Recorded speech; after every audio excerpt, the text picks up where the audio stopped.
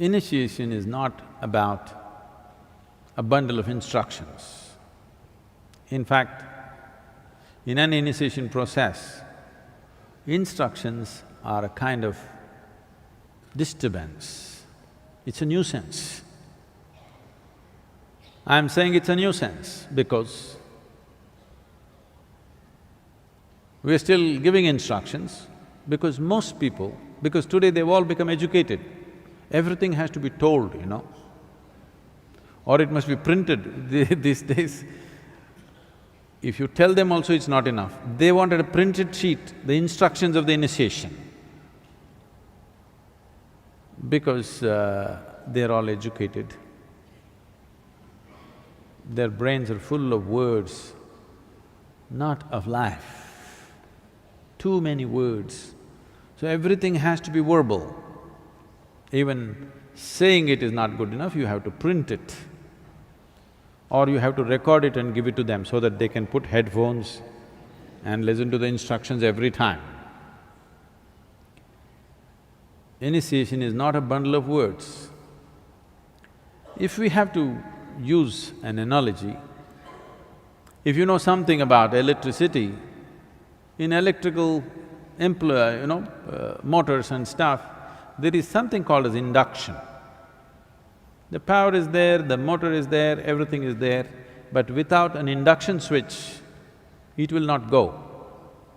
All the ingredients are there, but still it will not happen because there's no induction of energy. So initiation is like an induction. You have all the ingredients to be meditative, but it doesn't happen. Why does it not happen? Because this is the way the creation itself happened. If you go by the traditional explanation, one way, if you go by the modern scientific way, it's the same thing said in a different language. Modern science is talking about how everything was empty space. Now they're removing the word empty and saying it was space. There is no physicality there, but there seems to be something else there. What that something else, we don't know, as for the science. And today they've made experiments where in vacuum state, if you apply a certain energy around it, not into it, around it, suddenly virtual protons and virtual neutrons will spill out. That means creation begins just because there's energy playing around. There's a beautiful story in the yogic tradition. Shiva, you must understand the word Shiva. Shiva means that which is not. It's an appropriate description for space. That which is physical, creation. That which is not is non-physical dimension of the existence. So Shiva means that which is not. Shiva was lying, his body spread across the cosmos, but he's not. He doesn't exist, he doesn't have a physical manifestation. Then Shakti, a certain dimension of energy, came and danced around him, and then he came alive. Then he started spitting galaxies out of his mouth. This is the most appropriate description of how creation happened. Still spitting galaxies, new galaxies, it's continuously happening. Simply because a certain energy touched it. Everything that was needed for creation was already there in him, but he needed induction. So initiation is a kind of an induction process.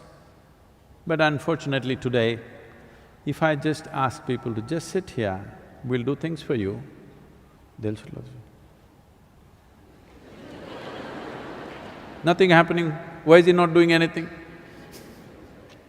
You're supposed to say something. So what to do? For modern times, we say a lot of things, we hang out with you.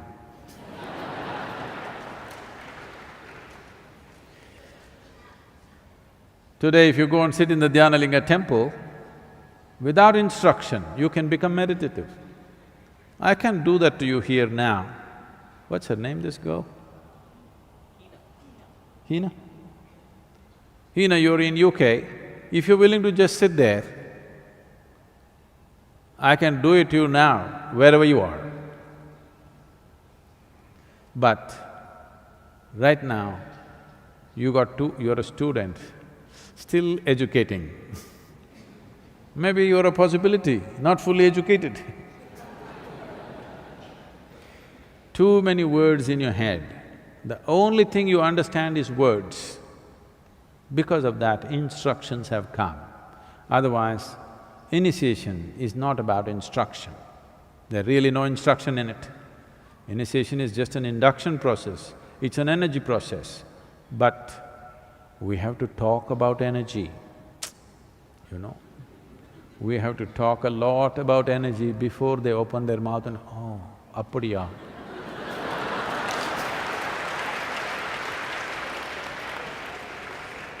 Tough times for gurus.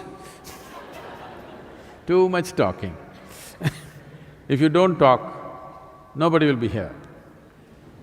Very few can really understand. If we simply sit here and reverberate, they will also sit here and reverberate. Those numbers are small. Well, in Isha those numbers are increasing. I don't have to say much. But in the larger world, you have to talk and talk. Hang out with people.